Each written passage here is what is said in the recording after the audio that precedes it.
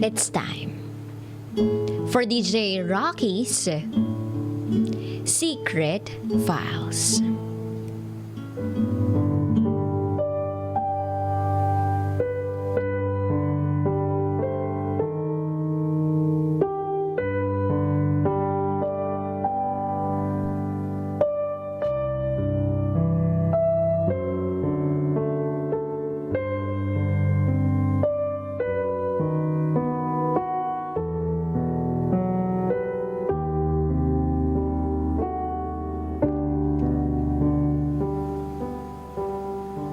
Meron akong 8 babae. Meron akong 8 babae sa buhay ko. Ops, huwag niyo muna akong i-judge. Kasi hindi niyo pa naman naririnig ng buo ang istorya ko. Okay? I have 8 girls in my life.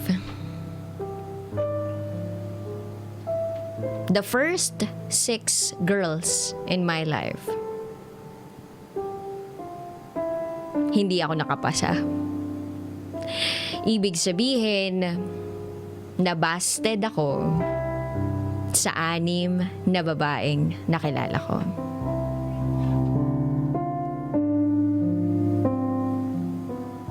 Kaya eto na. Dito ko na sisimulan ang kwento ko. Sa pang-7. Etong pang-7 na to na babae sa buhay ko, naging kaibigan ko siya. Tapos naging kami. Tapos nag-break. Tapos nagkabalikan kami. Tapos nag-break na naman. Ang pinakamatagal na panahon na naging kami, 3 weeks. Ang pinakamaiksing panahon na naging kami naman ay 3 days. Paulit-ulit na lang kaming ganito. Pero hindi pa rin sumusuko ang mga puso't isipan namin. Hindi kami magkakalimutan. Explain ko sa inyo kung bakit ganito. Siguro dahil siya ay bingi. Yep, she's deaf. And I have speech impairment. Nangongo ang salita. Napaibig ako sa kanya. Nagsimula yun nung nasa isang vocational center ako sa Dagupan City. First quarter of 2017.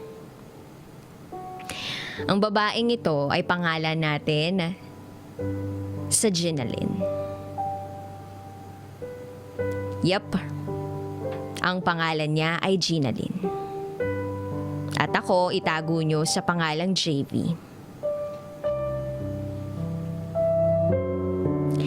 March 28, 2017. Pumunta kami sa Philippine Arena para sa isang event. Dito dumalo lahat ng mga taong merong disabilities. Doon nagsasasayaw kami. Pinakita namin sa madla kung gaano kami kagaling sumayaw. Kahit na meron kaming disabilities, sige pa rin kami hataw. Pero alam nyo ba, before going to that event, sa van pa lang, nakakaramdam na ako ng kasiyahan sa puso ko. Magkatabi kaming dalawa ni Ginalyn. Ramdam na ramdam ko na para bang ang bilis-bilis ng tibok ng puso ko. Yung kapag nagkakadikitan yung mga balat namin, parang gusto ko nang maglulundag sa sobrang saya. Kahit nga yung mga taong nasa likod namin, kinikilig.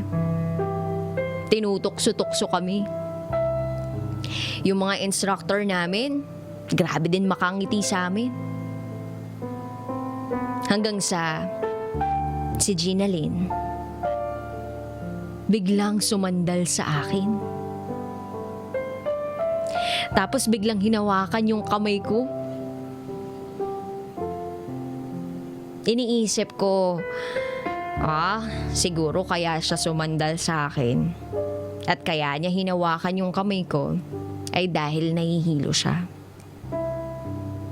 Pero kinikilig pa rin ako. At masaya pa rin yung puso ko noon. Hindi ko kasi akalaing mangyayari yon.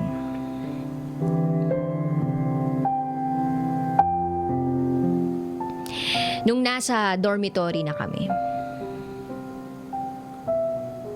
naisip ko, bakit kaya ginawa ni Ginalyn yun?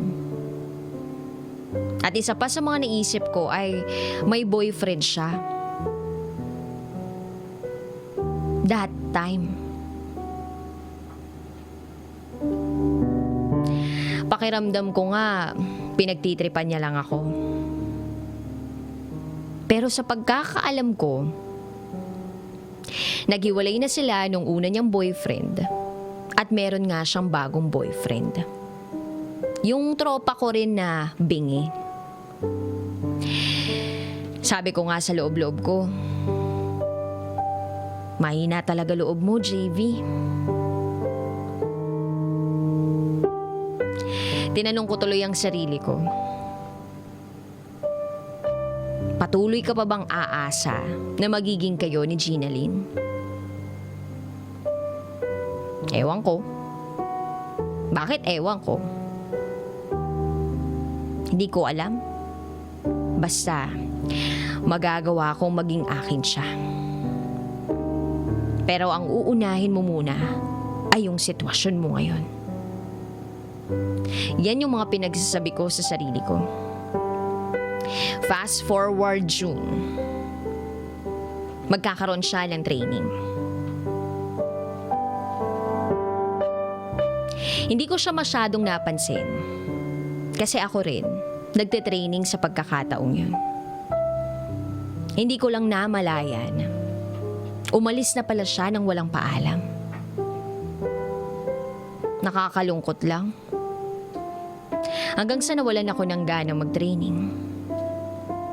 August 2017, midnight, na naginip ako. Hindi tungkol sa kanya, kundi tungkol sa ibang babae. Ang ganda niya. She's so beautiful. Pero wait a minute. Bigla akong bumangon. Teka. Ang akala kong si Ginalyn, iba ang muka. Hindi ko alam kung anong nagaganap sa isip ko. Pero, ang daming katanungan. Eto bang panaginip kong ito ay pahiwatig na makakatagpo ako ng isang panibagong babae sa buhay ko? Natulog na lang uli ako. After 8 hours, umaga yun. May bisita daw sa darating. May bisita daw na darating sa center. Kaya ako, makikitulong sa set ng conference room. Nagkabit ako ng poster na pangalan na letter M ang simula. Debut. Maganda, maputi. Ang ganda rin ang ngiti. At dumating yung babae na nasa picture o poster na hawak-hawak ko na kinabit ko dun sa mismong conference room. Na mismong babae na nasa panaginip ko. At etong babaeng to ay ang pang-8 babae sa buhay ko. Pang-8 babae na pumukaw sa puso ko. Magdedebut itong babaeng ito. Kaya hindi na ako nagpaligoy-ligoy pa. Binigyan ko siya ng letter. Sabihin na lang natin na ang binigay kong sulat sa kanya ay acknowledgement letter.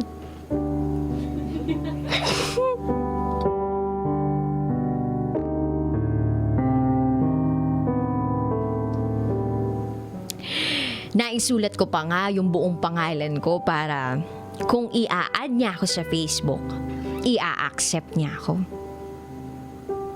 Pero dahil kitang-kita ko naman yung buong pangalan niya sa poster at alam na alam ko naman yung event niya, ako na ang nag-add sa kanya.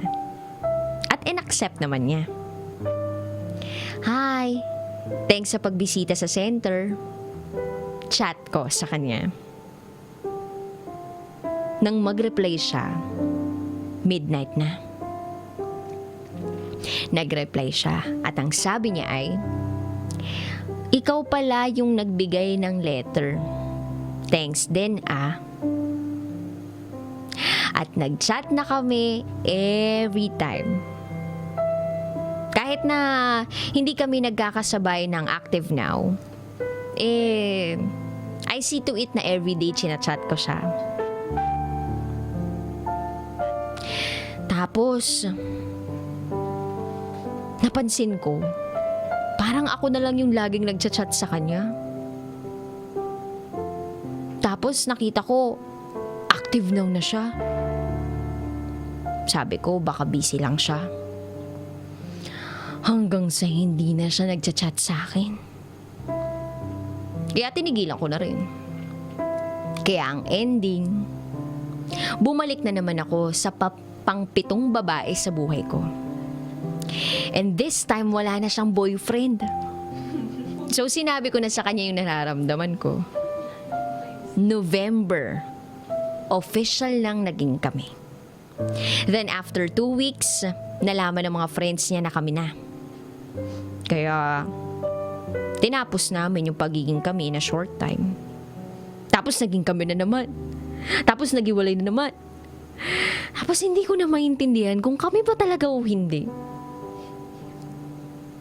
Akala ko, hanggang 8 na lang yung babae sa buhay ko. Tapos ngayon, may dumating na naman na isang babae sa buhay ko. At siya ang pang-siyam, si Christine.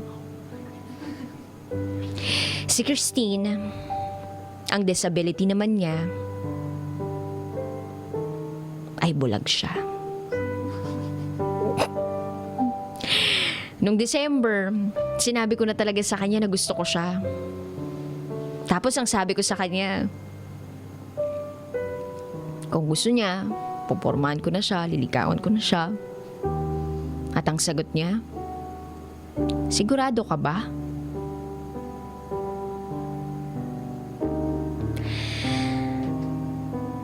Tapos sabi ko, oo nga, gustong gusto kita. At sumagot siya ng, paano umabot sa ganito? Paano mo ko nagustuhan? Siyempre, nakaramdam ako ng konting kilig. Sumagot naman ako sa kanya ng, di ko nga alam eh. Basta, napaibig na ako sa'yo nung makita kita.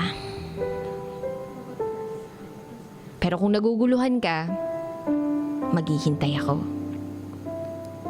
At hanggang ngayon, naghihintay pa rin ako. Sa mga oras na to, gulong-gulo ako. Kasi, yung pang-7 at yung pang-9 na babae sa buhay ko, ang pinagpipilian ko. Si Ginaline na bingi, o si Christine na bulag? Isip ba o puso? Sino nga ba sa kanila? Mamimili pa ba ako? Eto na ba yung pagkakataon ko? O yung mga pangarap muna sa buhay ko yung pipiliin ko? Tulungan niyo naman po ako, DJ Rocky. At sa lahat ng mga nakikinig ng programa mo. Muli, ako po si JV at ito ang aking secret file.